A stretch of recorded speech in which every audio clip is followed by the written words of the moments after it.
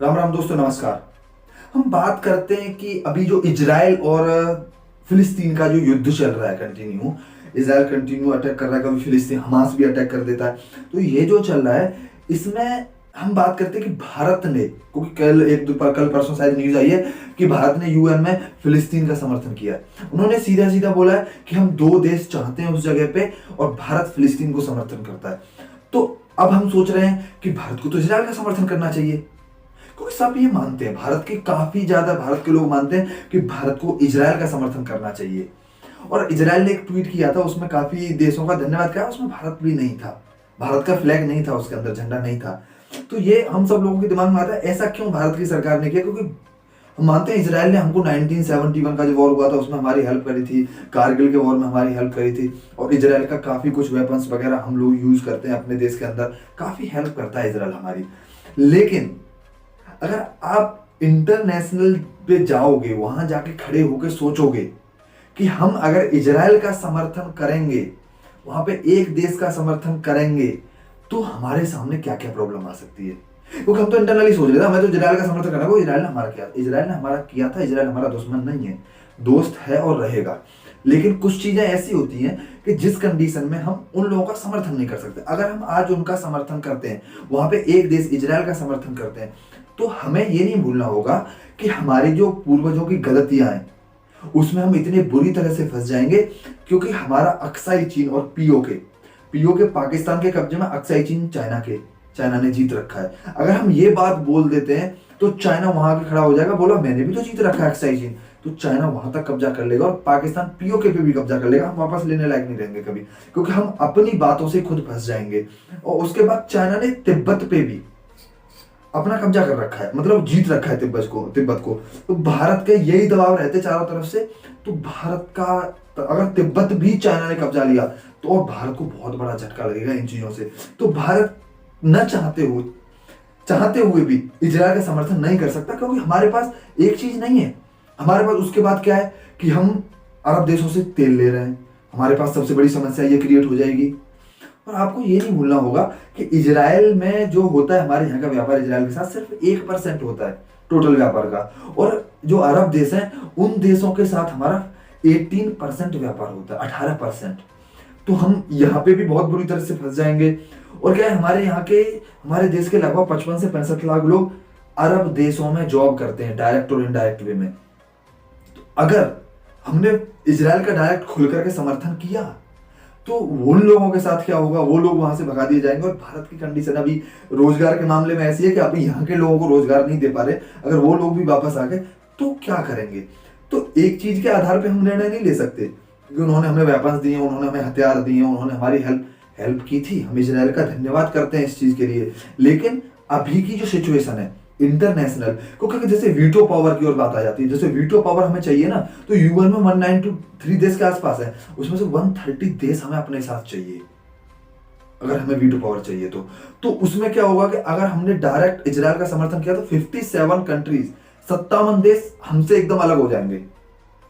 और आप लगा के देखो, 193 में से 57 चले गए तो कितने बचे, शायद 140 के अप्रोक्सीमेट बचेंगे, लगभग 136-37 के आसपास। अब उसमें से आप मान रहे हो 136-37 पूरे 130 आ जाएंगे भारत के साथ, उसमें भी तो कुछ इधर उधर चले जाएंगे ना। तो वही कहानी है कि भारत को हजार चीजें देखनी पड़ती हैं। देखो इंटरनेशनल पे जाके आपको कई चीजें देखनी पड़ती हैं, उसके बाद आपको डिसीजंस लेने पड़ते हैं, क्योंकि आप एक चीज के लिए आप अपनी हजार चीजों को लॉस में नहीं डाल सकते हो। और कुछ लोग कुछ पता क्या बात कर रहे हैं कि भारत में जो कुछ लोग हैं जो फिलिस्तीन का समर्थन कर रहे हैं, भारत की सरकार उनसे डर गई है, इसलिए उनका अरब देशों का समर्थन भारत को करना पड़ा है फिलिस्तीन का। उन लोगों को मैं ये याद दिला दूं कि भारत की जो भी सरकार बैठी है ना, मेरे हिसाब से ये सरकार किसी से डरने वाली तो है नहीं।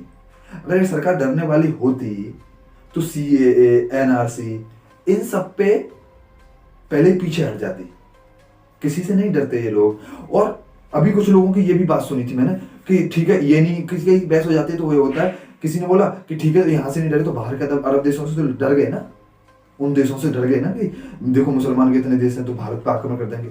मैं उन लोगों को उनकी बात के लिए उनको सूचना दे दूं, बता दूं, कान खोल के सुन लें कि जो भारत की सरकार है ना, ये फिर कह रहा हूं, अभी जो करंट में सरकार है किसी से नहीं डरती। आपको शायद याद होगा फ्रांस वाला वाकया फ्रांस में जो मोहम्मद की जो शायद कुछ पेंटिंग वेंटिंग बनाई थी, कार्टून वार्टून बनाया था, उस पर जो विवाद हुआ था फ्रांस के अंदर, तो फ्रांस ने बहुत स्ट्रिक्ट एक्शन लिए थे उसको लेके। तो यही नरेंद्र मोदी प्रधानमंत्री थे उस समय, उन्होंने फोन करके फ्रांस के प्रधानमंत्री को बोला था कि भारत तुम्हारे हर कंडीशन में, भारत तुम्हारे साथ खड़ा है, जो तुम्हें एक्शन लेना है लो। तो ये जो सरकार है ना, मैं क्लियरली बोल रहा हूँ, किसी से डर के खौफ में आके, अंदर के कुछ लोगों से खौफ में आके अपने इंटरनेशनल रिश्ते नहीं खराब कर सकती है। ये बहुत लंबा सोचना पड़ता है आपको इंटरनेशनल पे जाके। और एक और चीज हमारे साथ गलत हो जाएगी, क्योंकि चाइना क्या है, देखो मैं क्लियरली बताऊं, सब लोगों को ये चीज समझनी पड़ेगी। भारत एक ऐसा देश है जहां पे सब धर्म समान है और सब धर्मों का सम्मान होता है, सारे धर्म सुरक्षित हैं। बाकी चाइना का क्या है, चाइना में जो मुसलमान रहते हैं उन पर खूब वो, मतलब उनको बहुत परेशान करता है, मारता है, काटता है, उनके अपने तरीके से चलाता है। बाकी जो लोग है ना, फिलिस्तीन को समर्थन कर रहे हैं, वो बोला नहीं हम तो फिलिस्तीन को समर्थन करेंगे, हम इजराइल का विरोध करेंगे, हम ये करेंगे। उन लोगों के लिए बता दूं कि पाकिस्तान में अहमदीज मुसलमानों को बहुत मारा गया, काफी कुछ खत्म कर दिए गए। चाइना में भी जो मुसलमान है, चाइना भी अपने हिसाब से मार काट करता है, चलाता है उनको। और अफगानिस्तान में भी शिया मुसलमानों को बहुत ज्यादा मारा जाता है, बहुत उनके साथ गलत किया जाता है। तो जो मानवता की बात करते हैं ना, मानवता के नाम पे, उन लोगों को यहाँ पे भी मानवता दिखानी चाहिए आगे निकल के। और मैं बात करूं एशिया की, एशिया में चाइना क्या है कि सारे जो एशिया है उसका भगवान बनने की कोशिश कर रहा है, वो उन पे जुर्म भी करेगा और उनका भगवान बनने की कोशिश भी कर रहा है।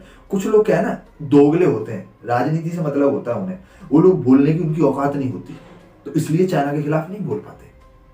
तो मैं बताऊं, चाइना जो है वो यही चाहता है कि वो सबका बाप बन जाए। अभी इस समय अगर हमने इजराइल का समर्थन कर दिया तो पूरी एशिया के अंदर भारत लगभग अकेला पड़ जाएगा। एक दो देश रहेंगे छोटे छोटे जो उसके साथ रहेंगे।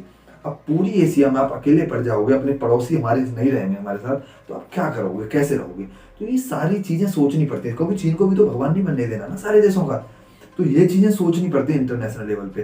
बाकी जो मानवता की दुहाई देते हैं ना, मैंने जो बताया उन लोगों को ये कान खोल के सुनना चाहिए कि आपकी मानवता उस समय कहाँ चली जाती है, जब तालिबान में, धार्मिक मानवता की बात करते हैं ना, तालिबान में जब महात्मा बुद्ध की मूर्ति तोड़ी गई थी, उस समय तुम्हारी मानवता कहाँ चली गई थी धर्म के प्रति? उस समय तुम न्यूट्रल क्यों नहीं हो गए थे? मैंने बताया चाइना खूब जुर्म करता है, अहमदीज मुसलमानों पर खूब जुर्म हुआ है पाकिस्तान के अंदर, और जो अपने हिंदू थे पाकिस्तान के अंदर उन पे खूब जुर्म हुआ, जम्मू कश्मीर में हिंदुओं के ऊपर खूब जुर्म हुआ, अफगानिस्तान में सियाह मुसलमानों के ऊपर खूब जुर्म होता है। अभी 65-70 बच्चे मारे गए उनके, किसी ने आवाज नहीं दी, किसी ने कोई मानवता के नाम पे ट्वीट नहीं किया। तो ये सारी राजनीति बंद कर दो यार, थोड़ा सोच के देखो। जो लोग समझते हैं ना सरकार डरती है, कान खोल के सुन लो, ये नहीं डरते किसी से, ये अपने हिसाब से। और इंटरनेशनल में अभी कल की बात देखी मैंने, चलो उस बाद में केजरीवाल के बारे में बाद में बात करेंगे। मिलता हूँ अगली वीडियो में, थोड़ा देश समाज के बारे में भी बात करते रहेंगे ऐसे ही हम। मिलता हूँ अगली वीडियो में, तब तक के लिए बाय बाय।